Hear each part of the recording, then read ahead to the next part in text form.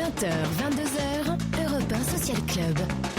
Frédéric Tadei. Gérald Garuti, vous mettez en scène Harry Lloyd, l'un des acteurs de la série Game of Thrones qui triomphe dans le monde entier, dans Les Carnets du sous-sol, d'après Dostoïevski, un spectacle qui a eu beaucoup de succès à Londres. Au bout d'une semaine, Harry Lloyd s'est retrouvé nominé à l'équivalent des Molières, ce qui est quasiment ce qui n'arrive jamais.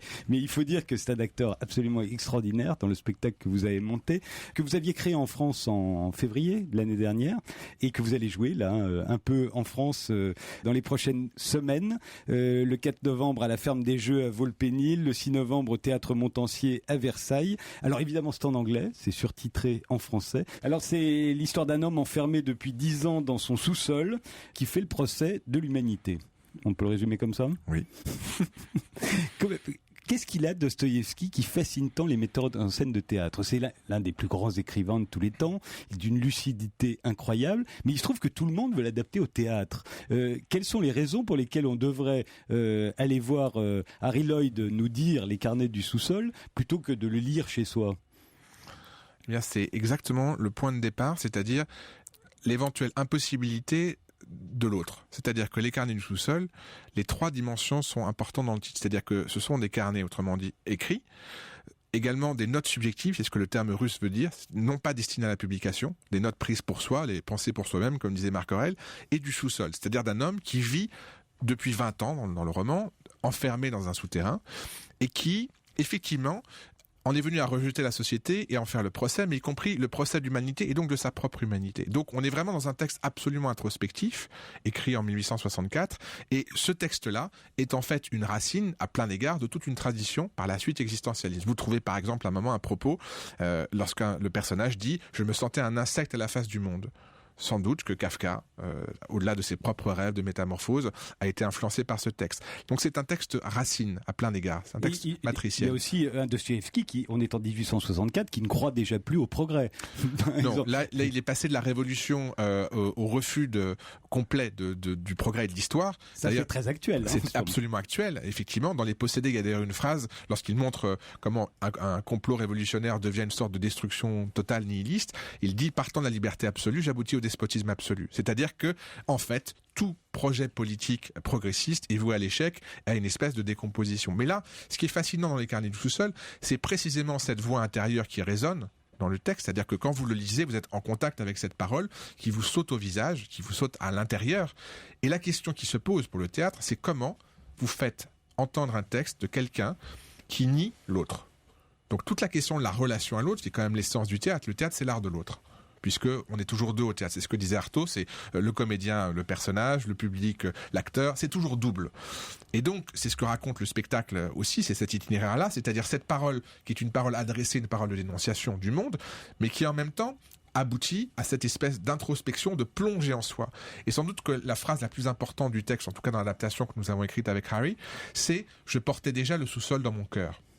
Donc c'est un souterrain intérieur, confère Freud, etc. Mais on arrive dans cette espèce de réservoir complet des pulsions et des pulsions les plus noires, des plus autodestructrices, et d'un personnage qui est dans l'impossibilité absolue de se situer par rapport à l'autre. C'est-à-dire qu'il est soit dans une sorte de regard complètement écrasé par l'autre, soit dans un fantasme de domination de l'autre, de puissance, de toute puissance. Et cette espèce d'impossibilité-là, de se trouver le bon niveau, eh bien, en tout cas, c'est ce que les spectateurs anglais tout ce mois-ci à Londres ont éprouvé, je l'entends dans les rires du public, c'est cette espèce de place impossible dans le monde qu'on peut expérimenter. Et ça, vous avez raison, Frédéric, c'est extrêmement contemporain. Eh bien, pour moi, Dostoïevski l'a magnifiquement exprimé. Je pense que c'est pour ça que Dostoïevski fascine, parce que il a effectué cette plongée. On sait qu'il était épileptique, qu'il a été en prison, enfin, une vie il a même été fusillé.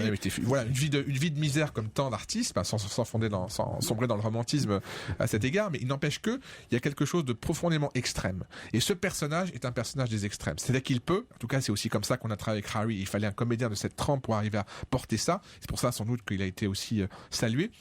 Il faut être capable, avec la même intensité, avec la même conviction, de passer d'une idée à son contraire instantanément.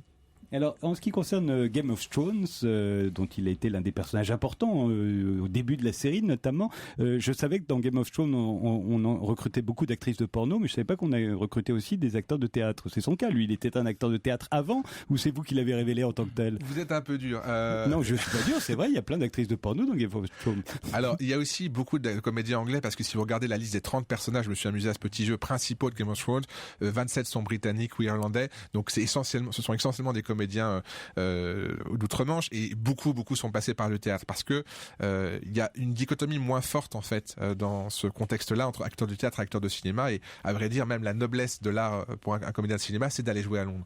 D'ailleurs en ce moment il y a Benedict Cumberbatch qui va jouer Hamlet, il y a Jude Law qui a joué Henry V, donc c'est vraiment une porosité beaucoup plus grande peut-être qu'en France. Cela dit, Harry avait déjà fait du théâtre, il avait déjà joué, mais la beauté de l'histoire, c'est qu'on s'est rencontrés il y a quelques années de cela à la Royal Shakespeare Company. Je l'avais dirigé dans Les Légions dangereuses, vous allez dire que c'est un texte érotique, j'espère, Frédéric, et donc il jouait l'innocent, voilà, le Danceny, le puceau vraiment des Légions dangereuses, ce qui après lui a permis de jouer le prince noir dans Game of Thrones avec une antithèse parfaite.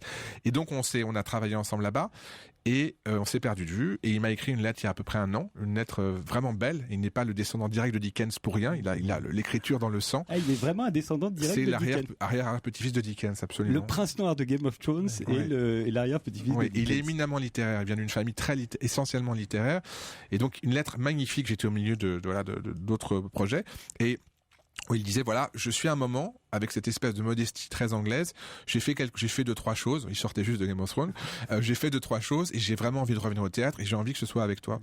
Et voyant un tel désir d'acteur ouvre tous les possibles en fait. C'est quand vous avez le théâtre est un art du désir par essence. Enfin, l'art est peut-être fondé toujours sur le désir, mais mes camarades le diront sans doute, mais en tout cas dans le théâtre, ce rapport à l'autre est essentiel. Donc toujours est-il que avoir ce désir-là et ce désir d'aller au plus loin possible du travail d'acteur a fait que très vite, en quelques temps, on a ensemble écrit l'adaptation et en 4 semaines on a tout fait. Et donc on a présenté ça de façon assez confidentielle, mais Paris est tel que dès que vous faites une chose pour 50 personnes, tout le monde vient, donc tout le monde est venu. Et voilà, et à partir de là, Londres nous a proposé de faire cette série. Et ça a été un très grand succès, et on peut donc aller admirer Harry Lloyd dans Les Carnets du Souterrain le 4 novembre à la Ferme des Jeux à Vaux-le-Pénil, le 6 novembre au Théâtre Montansier à Versailles, en attendant évidemment d'autres dates. Europe 1 Social Club. 20h, 22h, Frédéric Tadei.